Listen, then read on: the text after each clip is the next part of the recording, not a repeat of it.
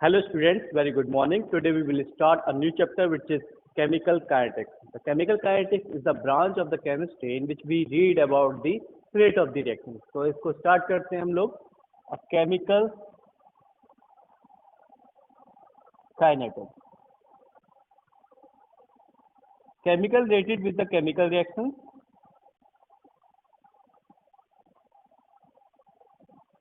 and the kinetics related with the movement.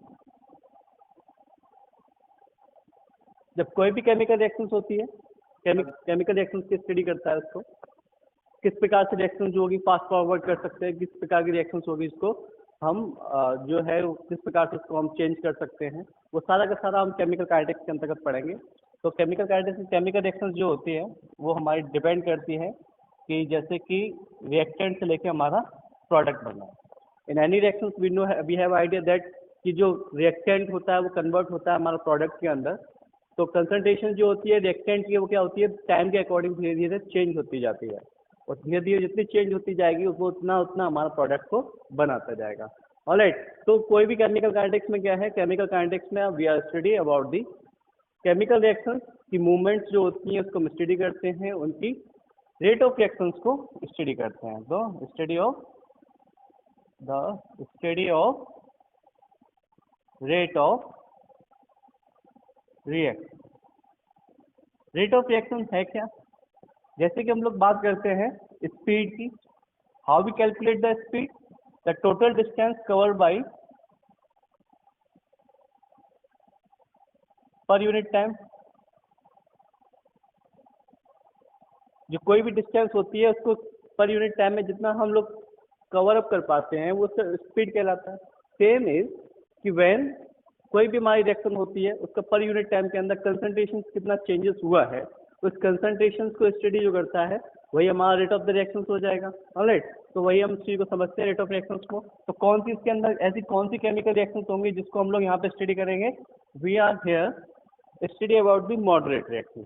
We have idea that chemical reaction जो होती है तीन प्रकार से हो सकती है हमारी। पहली होती है fast reaction, second one is moderate and third one is slow reaction. Fast reactions जो होती हैं generally consider as ionic reaction and slow reaction like जैसे कि हमारा रस्टिंग ऑफ आयरन होता है, rusting of iron. Alright, ionic reactions में हम लोग जो फास्ट रिएक्शंस होती हैं उसमें हम लोगों ने कंसिडर किया है आयनिक रिएक्शंस होती हैं वो काफी ज्यादा फास्ट होती है। जैसे कि हमारा हो गया silver nitrate. Silver nitrate react करा रहे हैं हम NaCl के साथ, फॉर्मेशन करेगा AgCl का प्लस सोडियम नाइट्रेट का। तो जो प्रेसिपिटेट बनता है AgCl का वो इतना फास्ट बनता है कि we can not identify the rate of this reaction. तो उसको हम बहुत जल्दी स्पीड होती है तो उसकी पर यूनिट टाइम के अंदर जो रेट ऑफ रिएक्शन है, जो कंसंट्रेशन चेंज है उसको हम कैलकुलेट करने में काफी प्रॉब्लम आती है। इस रिएक्शन को हम यहाँ कंसिडर नहीं करेंगे। स्लो रिएक्शंस हो गई, जैसे रस्टिंग ऑफ आयरन की बात करते हैं। रस्टिंग ऑफ आयरन में क्या होता है कि जैसे कि हमारा कोई आयरन है जो मॉइस्चर के साथ रिएक्ट करके, एयर एंड मॉइस्चर के साथ रिएक्ट करके रस्टिंग होता है उसके साथ, तो वो काफी स्लो प्रोसेस होता है। तो ऐसी भी रिएक्शंस को हम यहाँ लोग कंसिडर नहीं करेंगे। We are here to consider only the moderate reactions, जैसे इन्वर्जन ऑफ केन सुगर हो गया, हाइड्रोलिसिस ऑफ एथाइल एसीटेट हो गया। तो only with this types of reactions we will consider here. जैसे मॉडरेट रिएक्शंस होती हैं जिसको हम पर यूनिट टाइम के अंदर उनकी कंसंट्रेशन को जो होता है उसकी कंसंट्रेशन जो चेंज होती है पर यूनिट टाइम को उसको हम स्टडी कर सकते हैं। तो केमिकल रिएक्शंस हमारी तीन प्रकार की होती हैं।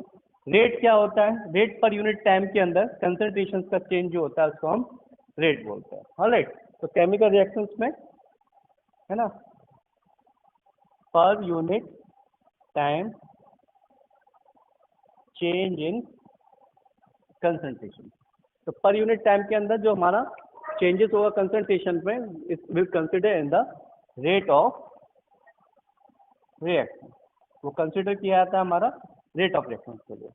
अब एक हाइपोथेटिकल एक रिएक्शंस को इमेजिन कर लेते हैं कि रिएक्टेंट है जो कन्वर्ट हो रहा है हमारा प्रोडक्ट के अंदर। वी हैव आइडिया दैट कि रिएक्टेंट की कंसंट्रेशन जो होती है टाइम के अकॉर्डिंग क्या होती रहती है, कम होती जाती है। It will convert into the product concentration. Alright, तो यहाँ पे क्या हो जाएगा, रिएक्टेंट की कंसंट्रेशन जो होगी प्रोडक्ट में कन्वर्ट होगी। तो डिक्रीजिंग, यहाँ पे क्या होगा, it will decrease in concentration, तो इसकी कंसंट्रेशन रिएक्टेंट की कंसंट्रेशन जो होगी कम होती जाएगी और इंक्रीज दी कंसंट्रेशन, और जो प्रोडक्ट की कंसंट्रेशन होगी टाइम के अकॉर्डिंग जो होगा वो हमारा इंक्रीज होता जाएगा। अब इसको हम टाइम के अकॉर्डिंग दिखाते हैं उसको, तो कैसे दिखाएंगे? अगर मान लिया कि हमने डी ए जो आर है अपॉन डी टी, ये क्या है टाइम के अकॉर्डिंग क्या हो जा रहा है? कम होता जा रहा है। और दूसरा क्या है जो डी पी है अपॉन डी टी, तो ये नेगेटिव साइन जो है, नेगेटिव साइन, सो दैट ये नेगेटिव साइन जो है, नेगेटिव साइन क्या कर रहा है? शो कर रहा है डिक्रीज इन कंसंट्रेशन। तो जो नेगेटिव साइन है वो क्या कर रहा है यहाँ पे? हमको शो कर रहा है कि कंसंट्रेशन जो होगा वो टाइम के अकॉर्डिंग क्या होता जाएगा? कम होता जाएगा।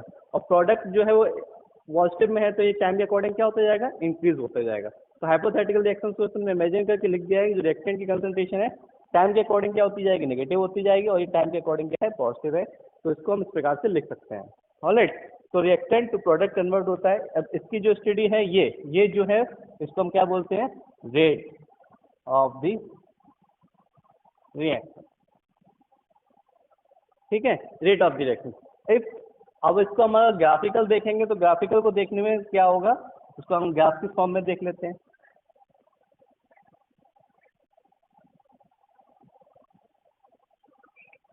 अगर we take concentration on the Y axis and time taken on the X axis, तो क्या होगा? हमें पता है रिएक्टेंट की कंसंट्रेशन जो है सबसे पहले स्टार्टिंग में काफ़ी ज़्यादा है, और टाइम के अकॉर्डिंग धीरे धीरे क्या होती जा रही है? कंसंट्रेशन जो है कम होती जा रही है।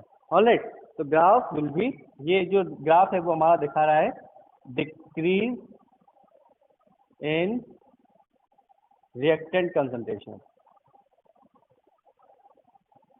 ये क्या है? कंसंट्रेशन जो है डिक्रीज होती जा रही है। ऑलराइट, अगर इसको प्रोडक्ट की फॉर्म में देखा जाए तो प्रोडक्ट की फॉर्म में क्या होता जाएगा? इंक्रीज होता जाएगा। कंसंट्रेशन है और ये हमारा टाइम है और ये इंक्रीज हो रहा है, तो ये क्या हो गया? Product concentration. तो प्रोडक्ट कंसंट्रेशन से हमको दिखाई दे रहा है। ऑलराइट, तो ये हो गया हमारा कंसंट्रेशन। रिएक्टेंट के केस में क्या होगा? सबसे पहले इनिशियली अमाउंट में जो कंसंट्रेशन थी वो ज़्यादा थी, और यहाँ पे इनिशियल कंसंट्रेशन जो प्रोडक्ट की थी वो 0 थी, वो यहाँ पे हमारी निकल के जाती है। ऑलराइट, और इसका इक्वेशन हमने क्या लिखा था? माइनस के डी ब्रैकेट में R upon D T equal to D P upon D T, है ना। इसको हमने ब्रैकेट में क्यों यूज़ किया है? ब्रैकेट में इसलिए यूज़ किया है क्योंकि ये it show the molar concentration है। ठीक है, यहाँ पे हम लोग क्या कर रहे हैं? ब्रैकेट के अंदर मोलर कंसंट्रेशन ले रहे हैं। मोलर कंसंट्रेशन क्यों ले रहे हैं? क्योंकि ये टेम्परेचर इंडिपेंडेंट क्वांटिटी है। ठीक है, टेम्परेचर इंडिपेंडेंट क्वांटिटी होने के कारण we are here discussing put the value of molar concentration. तो हम क्या करेंगे? यहाँ पे जो वैल्यू पुट करेंगे मोलर कंसंट्रेशन पुट करेंगे, इसलिए इसको दिखाया गया है वो हमने ब्रैकेट की फॉर्म के अंदर दिखाया गया है। ऑलराइट, तो ये हो गया हमारा graphical representation of the reactant. ये रिएक्टेंट की जो कंसंट्रेशन है टाइम के अकॉर्डिंग क्या होती जा रही है? कम होती जा रही है। And here is the product of concentration जो टाइम के अकॉर्डिंग क्या होती जा रही है? बढ़ती जा रही है। ऑलराइट, अब now we are discussing about instantaneous rate and the average rate. एक ग्राफ को समझ लेते हैं इसको।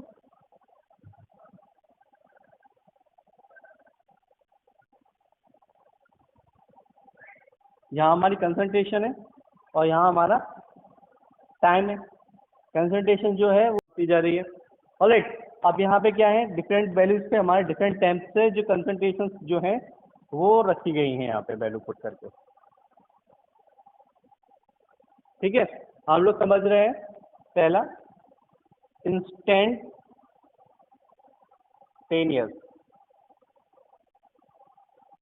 रेट। इंस्टेंटेनियस रेट का मतलब क्या है? कि अगर हमें किसी भी स्पेसिफिक टाइम के लिए, है ना, स्पेसिफिक टाइम पे कोई रेट फाइंड आउट करना है ना। स्पेसिफिक टाइम का मतलब क्या है? कि कोई रिएक्शन जो हमने 9 AM पे स्टार्ट की है और 9:20 तक जाती है 9:20 AM तक रिएक्शन जा रही है। अब कोई पूछ रहा है 9:05 पे रिएक्शन क्या होगा, उसका रेट ऑफ द रिएक्शन क्या होगा, या उसकी कंसंट्रेशन क्या होगी। तो तो स्पेसिफिक टाइम पे अगर आपको कोई पूछा जाता है तो उसको बोलते हैं इंस्टेंटेनियस रेट, और उसको इस ग्राफ में किसके प्रकार से निकालेंगे, by the draw of a slope. एक स्लोप खींच देंगे, उस स्लोप पे जो वैल्यू निकलेगी वो हमारी क्या हो जाएगी,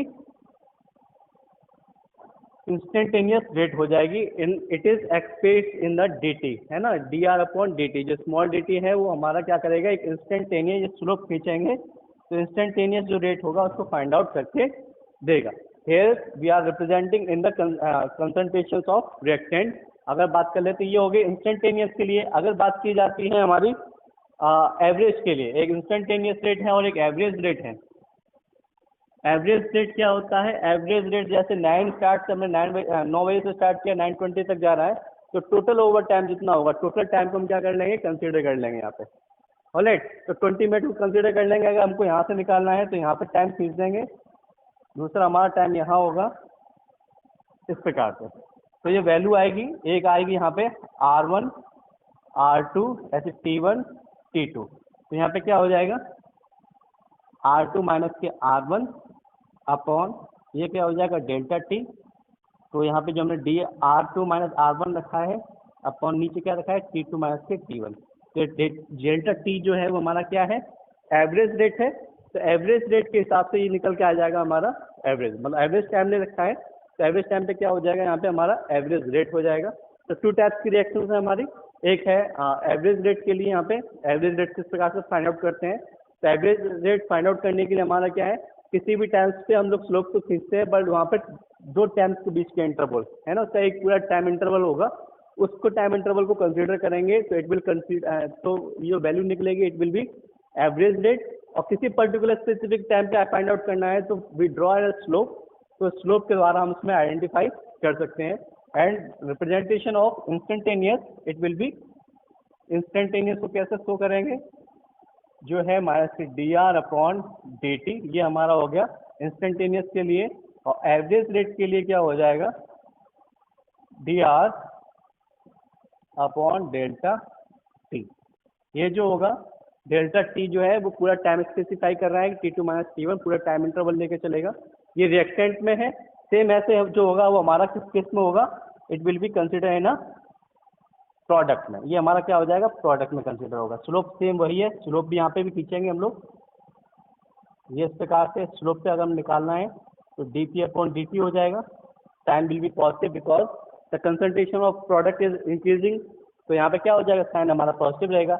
ये हो जाएगा इंस्टेंटेनियस रेट। अगर हम उसको टाइम स्पेसिफाई कर देंगे, यहाँ पे टाइम इंटरवल के हिसाब से लेके चलेंगे, तो ये क्या हो जाएगा हमारा, it will be average rate. Alright, in the next class we will discuss about the factor affecting the rate of the reaction.